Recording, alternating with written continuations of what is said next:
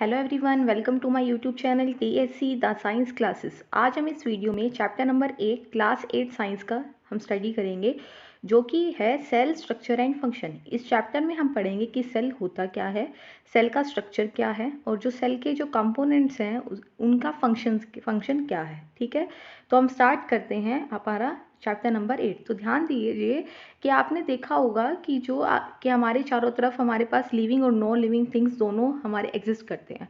जो living things होते हैं वो तो ब्रीथ कर सकते हैं और कुछ बेसिक फंक्शंस होते हैं जो वो कैरी आउट करते हैं, लेकिन जो नॉन लिविंग थिंग्स होती हैं वो तो मूव ही नहीं करते। ठीक है, जैसे कि चेयर हो गया, टेबल हो गया। लेकिन जो लिविंग बींग्स होते हैं, लिविंग बींग्स मतलब प्लांट्स हो गए, प्लांट्स भी ब्रीथ करते हैं, बस वो एक जगह से दूसरी जगह पर मूव नहीं कर पाते, बट वो ब्रीथ करते हैं। बाकी सारे फंक्शंस वो हमारी तरह ही परफॉर्म करते हैं। ठीक है, अब जो प्लांट्स होते हैं वो भी हमारा लिविंग थिंग्स के अंदर आते हैं। उसी तरीके से और भी जो लिविंग बींग्स होते हैं, एनिमल्स हो गए, जो छोटे छोटे हमारे इंसेक्ट्स होते हैं, माइक्रो ऑर्गेनिजम्स, जिनको हम आपने सेकंड वाले चैप्टर के अंदर माइक्रो ऑर्गेनिज्म के बारे में पढ़ा है, जिन ऑर्गेनिजम्स को हम नेक्ड आई से नहीं देख सकते। तो जितने भी लिविंग बींग्स हैं उनके अंदर मैक्रोस्कोपिक और माइक्रोस्कोपिक जो बींग्स हैं वो सारे के सारे आते हैं। ठीक है, तो जो लिविंग ऑर्गेनिजम्स होते हैं वो कुछ बेसिक फंक्शंस को क्या करते हैं, परफॉर्म करते हैं। और इन बेसिक फंक्शंस को परफॉर्म करने के लिए उनके पास एक डिफरेंट सेट ऑफ ऑर्गन्स होते हैं जो कि हेल्प करते हैं फंक्शंस को परफॉर्म करने के लिए। हमारी बॉडी के अंदर जो फंक्शंस होते हैं उनको फंक्शंस को परफॉर्म करने के लिए अलग अलग ऑर्गन बनाए हुए हैं,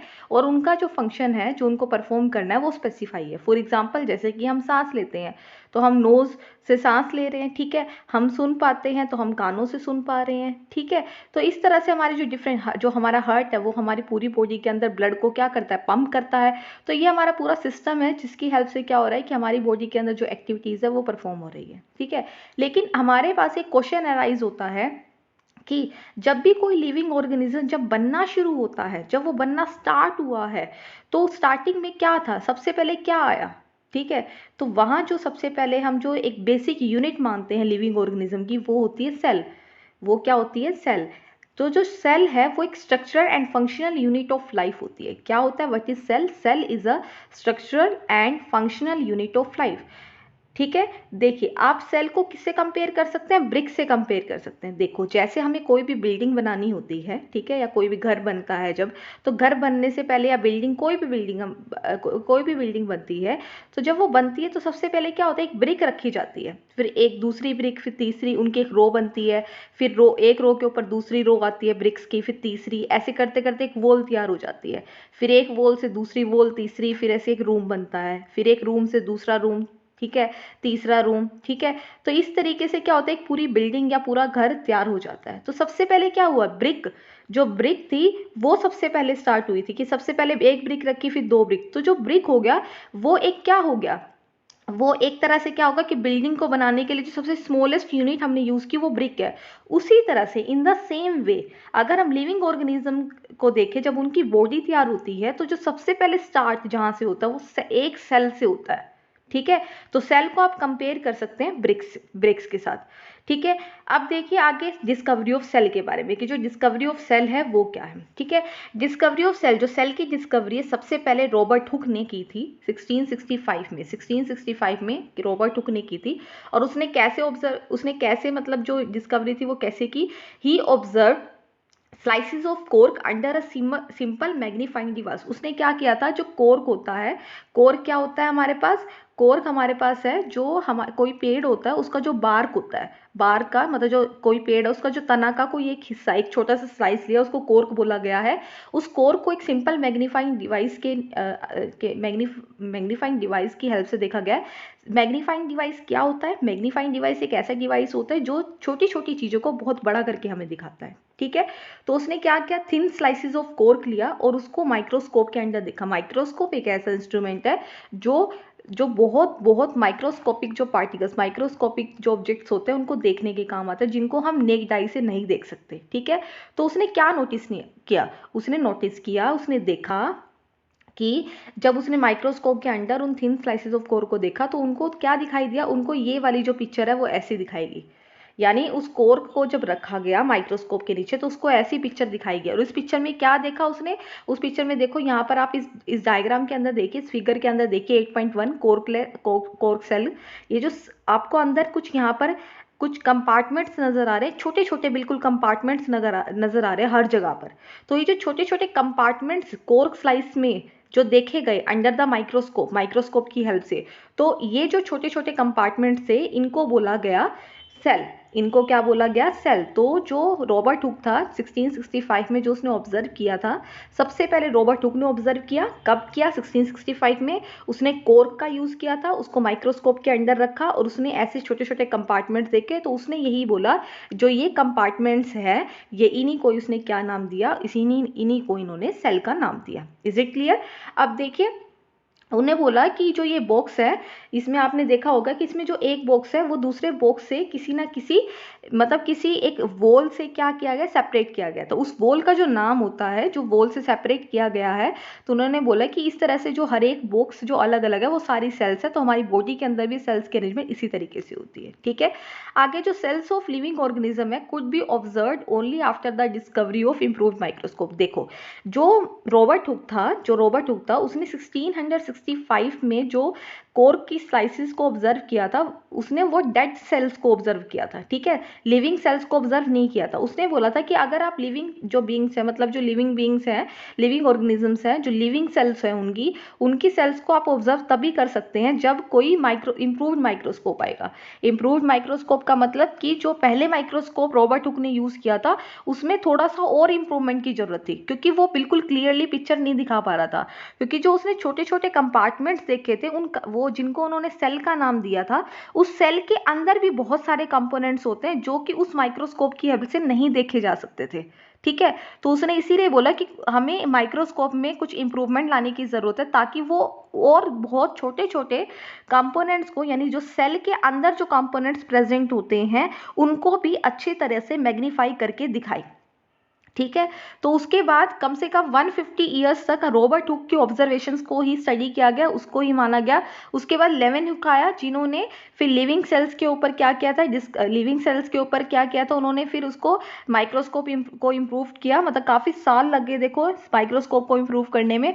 और इम्प्रूवमेंट करने के बाद क्या हुआ? इम्प्रूवमेंट करने के बाद फिर लिविंग सेल्स को भी क्या किया गया? उनको देखा गया माइक्रोस्कोप के अंडर, इम्प्रूव्ड माइक्रोस्कोप के अंडर, और फिर उसके आगे और ज्यादा उनके बारे में बताया गया। तो जो सेल्स के बारे में और ज्यादा जो है, वैसे तो हम इस चैप्टर में पढ़ेंगे लेकिन और बहुत ज्यादा 9th में और फिर आगे जाके 11th क्लास में बायोलॉजी में। ठीक है, तो आगे हम पढ़ते हैं। आई होप आपको ये जो टॉपिक है बिल्कुल क्लियर हो गया होगा। अब नेक्स्ट पढ़ते हैं द सेल की। सेल क्या होता है? अभी थोड़ी देर पहले हमने डिस्कस किया कि जो सेल्स होती हैं वो क्या है? Both bricks in a building and cells in a living organism are the basic structural unit. मतलब कि जो हमारी सेल्स होती हैं वो एक बेसिक स्ट्रक्चरल यूनिट होती है एंड फंक्शनल ऑल्सो। तो तभी हम कहते हैं कि जो सेल होता है is a functional and structural unit of life. यहाँ पे इन्होंने यही बोला कि जिस तरीके से जो बिल्डिंग्स होती हैं दो बिल्ट ऑफ सिमिलर ब्रिक्स, वो सिमिलर ब्रिक्स से मिलकर बनती है जिनका डिजाइन भी डिफरेंट, हर बिल्डिंग का डिजाइन डिफरेंट होता है, उनकी शेप्स भी अलग होती है, साइज भी अलग होता है। सिमिलरली जो लिविंग वर्ल्ड है उसके अंदर भी जो ऑर्गेनिजम्स होते हैं वो दूसरे ऑर्गेनिज्म से थोड़े बहुत डिफर होते हैं, क्योंकि क्या होता है, माना कि वो सभी के सभी सेल से मिलकर बने हैं।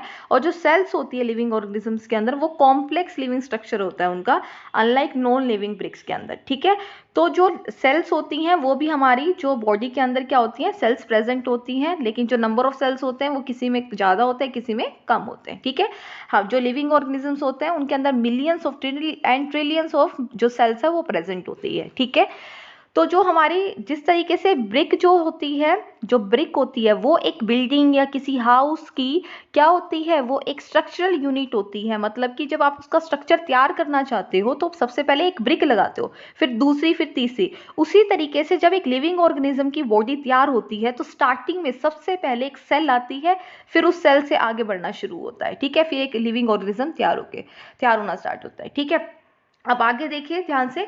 नेक्स्ट हमारे पास है कि जो हेन एग, द एग ऑफ हेन।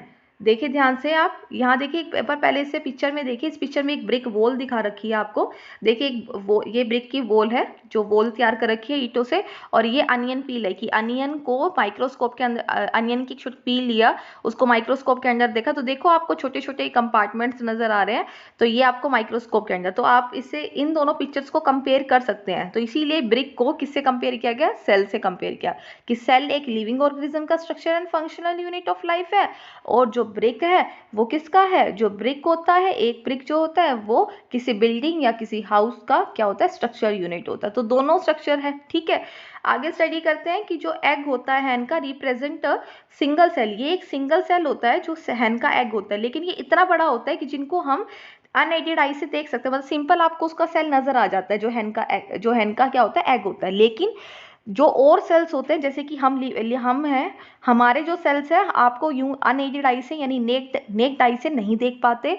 आपको हमेशा सेल्स को देखने के लिए क्या करना होगा, आपको माइक्रोस्कोप का यूज करना पड़ेगा। आप माइक्रोस्कोप की हेल्प से ही सेल्स को अच्छे से क्या कर सकते हैं, एग्जामिन कर सकते हैं, ठीक है। अब नेक्स्ट टॉपिक पढ़ते हैं हम। Organism show variety in cell number, shape and size, कि जो ऑर्गेनिजम्स होते हैं उनके अंदर डिफरेंट वैरायटी के सेल्स होते हैं और सेल नंबर भी अलग अलग होते हैं, उनकी शेप्स अलग अलग होती है और उनके साइज। तो ये 3 टॉपिक पढ़ेंगे। हमें पता है कि जो लिविंग ऑर्गेनिजम्स होते हैं उनके अंदर मिलियंस ऑफ क्या होते हैं, सेल्स होते हैं। और साथ ही साथ क्या होता है कि जो साइंटिस्ट होते हैं उन्होंने लिविंग सेल्स को जब स्टडी किया काफी सालों बाद, तो उन्होंने माइक्रोस्कोप्स का यूज किया, ठीक है, ताकि वो उन ऑब्जेक्ट्स को क्या कर सके, उनको सेल्स को बहुत अच्छे से मैग्नीफाई कर सके वो माइक्रोस्कोप, और अच्छे से उनको उनके स्ट्रक्चर के बारे में पता लगा सके। तो वो क्या करते हैं, वो कुछ स्टेन्स यानी डाइज का यूज करते हैं और सेल के पार्ट मतलब उनको कलर कर देते हैं, ताकि जो कलर पार्ट ऑफ सेल है उसको जब माइक्रोस्कोप के नीचे देखा जाता है तो वो अलग से डिफ्रेंशिएट हो जाते हैं और इससे हमें जो उनकी डिटेल्ड स्ट्रक्चर के बारे में पता लग जाता है। तो इन्होंने इसीलिए जो साइंटिस्ट थे उन्होंने जब स्टडी किया लिविंग सेल्स के बारे में तो उनको क्या क्या डाई कर दिया, डाई जो डिफरेंट मतलब जो सेल्स के पार्ट्स है उनको कलर कर दिया, ठीक है। There are millions of living organism and they are of different shapes and size। आप देखते हैं कि जितने भी लिविंग ऑर्गेनिज्म है सबकी शेप अलग अलग है, सबकी साइज अलग अलग होता है, ठीक है। और उनके जो ऑर्गन्स है वो भी उनकी भी शेप अलग अलग होती है, किन्हीं का साइज। तो नंबर ऑफ सेल्स भी क्या होती है, वेरी करती है, ठीक है। तो उसी के बारे में अब हमें यहाँ पे डिस्कस करना है। देखिए जो नंबर ऑफ सेल्स है हमारे पास, सबसे पहले नंबर ऑफ सेल्स के बारे में हम स्टडी करेंगे। Can you guess the number of cells in a tall tree और in a huge animal like the elephant. देखिए आपने कभी देखा होगा कि बहुत बड़ा पेड़ है, पेड़ भी एक लिविंग ऑर्गेनिज्म है, उनके अंदर भी सेल्स होती हैं। ऐसे जो बहुत बड़ा एनिमल है जैसे कि एलिफेंट है, तो आपने देखा होगा कि उनके अंदर नंबर ऑफ सेल्स अगर वो बहुत बड़े बड़े हैं तो आप कभी अंदाजा लगा सकते हैं कि नंबर ऑफ सेल्स कितने होंगे। यस, नंबर ऑफ सेल्स बहुत ज्यादा होंगे उनके अंदर, बिलियंस में, ट्रिलियंस में, ठीक है। तो जो हमारे पास जो ह्यूमन बॉडी है उसके पास भी trillions of number of cells है, लेकिन जो सेल्स की शेप और साइज है वो वेरी करती हैं, ठीक है। जो डिफरेंट ग्रुप ऑफ सेल्स होते हैं वो परफॉर्म करते हैं वैरायटी ऑफ फंक्शन, मतलब जो हमारी लिविंग ऑर्गेनिजम्स होते हैं जिनके अंदर बिलियंस एंड ट्रिलियंस में सेल्स प्रेजेंट होते हैं, उनके अंदर उन सेल्स के अलग अलग ग्रुप बने होते हैं और वो अलग अलग जो ग्रुप बने होते हैं सेल के, उनके जो फंक्शंस है वो क्या होते हैं, अलग अलग होते हैं, ठीक है। अब on the basis of number of cells are present in living organism we have 2 types of organism. Number 1 is multicellular and number 2 is unicellular. This is the most important topic. देखिए ध्यान से कि हमारे पास क्या होते हैं, हमारे पास 2 तरह के ऑर्गेनिजम्स होते हैं। कौन कौन से, एक होता है हमारे पास मल्टी सेल्यूलर और एक होता है हमारे पास यूनिसेल्यूलर। जो मल्टी सेल्यूलर ऑर्गेनिजम्स होते हैं वो क्या होते हैं, जो मल्टी सेल्यूलर का मतलब ही समझ गए होंगे आप, ठीक है। मल्टी मतलब होता है मैनी, ठीक है, मल्टी का मतलब होता है मैनी एंड सेल्यूलर मतलब सेल, ठीक है।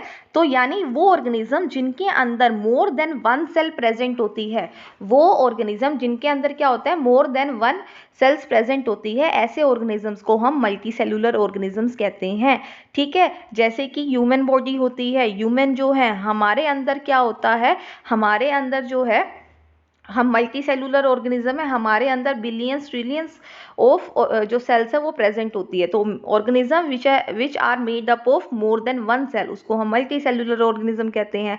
अब आपको ये बात जानते हुए बड़ी हैरानी होगी कि जब आपको देखो ये बात कि जब अगर मैं ये कह रही हूँ कि हम मल्टी सेलुलर है, चाहे हम मल्टी सेलुलर ऑर्गेनिज्म है, लेकिन जब हमारी बॉडी जब हमारी बॉडी बनना स्टार्ट होती है तो उस टाइम भी हमारी जो लाइफ होती है, जो बिगिन होती है, वो एक सिंगल सेल से होती है, जिसको हम क्या कहते हैं, फर्टिलाइज्ड एग। जैसे कि देखिए हम अपनी अगर बात करें, ह्यूमन बींग्स की अगर बात करते हैं तो क्या होता है, जो माँ जो मतलब लेडी होती है उसके पेट में जब बच्चा आता है, सबसे फर्स्ट मंथ की बात कर रही हूँ मैं, फर्स्ट डे की, तो वहां पर एक फर्टिलाइज्ड एग होता है, ठीक है। वो जो फर्टिलाइज्ड एग है वो सिंगल सेल होता है, वो एक सिंगल सेल्ड होता है, ठीक है।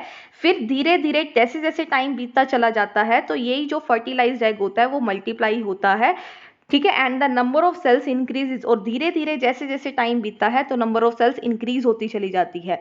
फिर जो सेल्स इंक्रीज होती है तो जो सेल्स का ग्रुप बनता है और उससे क्या बनता है, टिश्यू बनता है। क्या बनते हैं, टिश्यू बनते हैं। फिर टिश्यूज के ग्रुप बनते हैं, टिश्यूज के ग्रुप से हमारे क्या तैयार होते हैं, फिर ऑर्गन तैयार होते हैं एक बच्चे के। फिर ऑर्गन से ऑर्गन सिस्टम आता है, और फिर ऑर्गन सिस्टम से एक पूरा का पूरा लिविंग ऑर्गेनिज्म यानी एक पूरा का पूरा बेबी तैयार हो जाता है। तो आपको समझ आ गया होगा कि चाहे हम मल्टी सेलुलर है लेकिन स्टार्टिंग में एक सेल ही आता है, जो कि जैसे कि ह्यूमन बीइंग की अगर बात करें तो फर्टिलाइज्ड एग आता है। फिर धीरे धीरे सेल बढ़ती हैं और ज़्यादा इंक्रीज होती हैं तो उनके ग्रुपिंग होते हैं, टिश्यू बनता है। फिर टिश्यूज की भी ग्रुपिंग होती है, बहुत सारे टिश्यूज होते हैं हमारी बॉडी के अंदर, वहां से ऑर्गन बनता है, और फिर ऑर्गन से एक ऑर्गन सिस्टम, और फिर एक पूरा का पूरा लिविंग बीइंग तैयार हो जाता है। ठीक है। अब सेकेंड टाइप हम पढ़ेंगे यूनिसेलुलर ऑर्गेनिज्म। जो यूनिसेलुलर ऑर्गेनिजम्स होते हैं वो क्या होते हैं, नाम से पता लग रहा है, यूनी मतलब वन, सेलुलर मतलब सेल, यानी सिंगल सेल्ड ऑर्गेनिज्म जो होते हैं, यानी कि वो organism which are made up of single cell, जो सिंगल सेल से मिलकर बनते हैं, उनको हम क्या कहते हैं, यूनिसेलुलर। आप देखिए नीचे दो डायग्राम्स दिखा रखे हैं, ये जो दोनों 8.3 फिगर में ए अमीबा है, बी पैरामीशियम है, जो ये है ये आपका क्या है, जो अमीबा है ये यूनिसेलुलर होता है, ये एक्वाटिक है, ये पानी में मिलता है। ठीक है। जो अमीबा है ये यूनिसेलुलर होता है, और जो हमारे पास ये सेकंड है ये भी क्या है, पैरामीशियम, ये भी क्या होता है, यूनिसेलुलर का एग्जांपल है। नेक्स्ट देखिए, जो सिंगल सेल्ड ऑर्गेनिज्म जो होते हैं वो भी सारे नेसेसरी फंक्शंस जो कि एक मल्टी सेलुलर ऑर्गेनिज्म परफॉर्म करता है, वही जो सारे फंक्शन है वो सिंगल सेल्ड ऑर्गेनिज्म यानी जो यूनिसेलुलर ऑर्गेनिजम्स होते हैं वो भी परफॉर्म करते हैं। ठीक है। जैसे कि जो अमीबा है वो भी एक सिंगल सेल्ड ऑर्गेनिज्म है। ठीक है। जो वो सिंगल सेल्ड ऑर्गेनिज्म है तो अमीबा भी क्या करता है, कैप्चर करता है फूड को, और उस फूड को डाइजेस्ट करता है। रिस्पायर मतलब सांस लेता है। एक्सक्रीट मतलब क्या, कि वो अपनी बॉडी से जो वेस्ट होता है उसको क्या करता है, बाहर निकालता है। ठीक है। और ग्रोथ, उसकी ग्रोथ होती रहती है, और साथ ही रिप्रोड्यूस मतलब अपने जैसे दूसरे अमीबास को भी क्या करता है, रिप्रोड्यूस करता है। ठीक है। लेकिन क्या डिफरेंस है इसमें मल्टी सेलुलर और यूनिसेलुलर में, फिर डिफरेंस क्या हुआ, देखो जो यूनिसेलुलर होता है उसके अंदर वो सिंगल सेल होता है, यानी एक ही सेल ये सारे के सारे जो फंक्शन है वो एक ही सेल परफॉर्म करती है।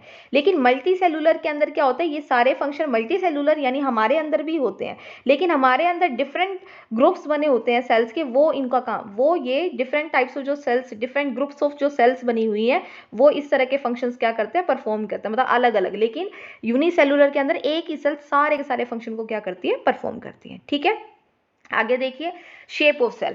जो शेप ऑफ सेल्स होती है, आपने देखा होगा कि जो अमीबा आपको अभी डायग्राम में दिखाई दिया, तो जो अमीबा की जो शेप होती है, जो शेप है वो इरेगुलर है, मतलब जो अमीबा की शेप है वो इरेगुलर इसलिए कहा है कि उसकी शेप बार बार चेंज होती रहती है, उसकी कोई डेफिनेट शेप नहीं है, अमीबा की कोई भी डेफिनेट शेप नहीं होती। अनलाइक अदर ऑर्गेनिज्म, जो सारे ऑर्गेनिजम्स हैं उनकी एक डेफिनेट शेप होती है, लेकिन एक अमीबा ऐसा है जिसकी कोई डेफिनेट शेप नहीं होती है, ये अपनी शेप को बार बार चेंज करता रहता है। कैसे चेंज करता है वो अपने बार बार अपनी शेप्स को, ठीक है, वो क्या करता है, उसके अंदर हम कुछ देखी गई है, कुछ प्रोजेक्शंस देखी गई हैं वेरिंग लेंथ, जिनकी लेंथ वेरी करती है, जो उसकी बॉडी से बाहर निकलती रहती हैं, कभी किसी पार्ट से निकलती है, कभी किसी जगह से निकल रही हैं, तो उनको बोलते हैं स्यूडोपोडिया, मतलब कि स्यूडो का मतलब होता है फाल्स, पोडिया का मतलब होता है फीट, फॉल्स फीट। ये क्या करते हैं, ये जो प्रोजेक्शंस जो होते हैं ये कभी अपीयर होते हैं, कभी डिसअपीयर होता है अमीबा के अंदर, और वो क्या क्यों होते हैं, जो स्यूडोपोडिया होते हैं, ये जो प्रोजेक्शंस अपीयरिंग होती है तो ये क्यों होती है, इन प्रोजेक्शंस के थ्रू वो क्या करता है, अपने फूड को कैप्चर करता है,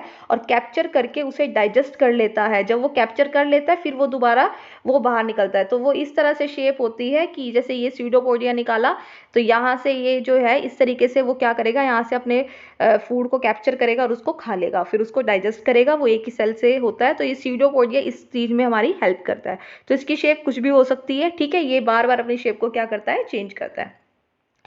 अब नेक्स्ट है, देखिए यहाँ पे यहाँ बता भी रखा है, आपका ध्यान से देखिए, the change in shape is due to the formation of pseudopodia which facilitates movement, जो मूवमेंट में हेल्प करता है अमीबा की, and also helps in capturing food, और फूड में कैप्चर, जो फूड को लेने में भी हेल्प करता है। ठीक है। अब नेक्स्ट देखिए, जो हमारे पास है white blood cells, WBC white blood cell, जिनको ह्यूमन की जो बॉडी है उसका सोल्जर बोला जाता है, क्योंकि हमारी बॉडी के अंदर जितने भी जर्म्स होते हैं उनसे लड़ने की शक्ति हमें कौन देता है, वो WBC हमारी हेल्प करता है, इसीलिए इसको सोल्जर बोला जाता है। तो ये एक अनदर एग्जांपल है सिंगल सेल का, which can changes its shape, जो कि अपनी शेप को क्या कर सकता है, चेंज कर सकता है। ठीक है, अब देखो अमीबा भी अपनी शेप को चेंज कर सकता है, WBC भी अपनी शेप को चेंज कर सकता है, लेकिन जो WBC है वो एक सेल है बस, ठीक है, लेकिन जो अमीबा है वो एक फुल फ्लैश्ड ऑर्गेनिज्म है जो एक ही सेल से मिलकर बना हुआ है, ठीक है, इसकी अपनी एक इंडिपेंडेंट एग्जिस्टेंस है। लेकिन जो WBC है वो एक मल्टी सेलुलर ऑर्गेनिज्म का एक सेल है, ठीक है, जो हमारे ब्लड के अंदर प्रेजेंट होता है। क्लियर? अब नेक्स्ट देखिए, what shape would you expect in organism with millions of cell. देखिए हमारी जो लिविंग ऑर्गेनिजम्स होते हैं, जो मल्टी सेलुलर ऑर्गेनिजम्स होते हैं, उनके अंदर मिलियंस ऑफ सेल्स प्रेजेंट होते हैं। तो वो जो सेल्स होती हैं वो डिफरेंट टाइप्स ऑफ सेल्स हमारी बॉडी के अंदर प्रेजेंट होती है, और उनकी शेप भी क्या होती है, डिफरेंट होती है।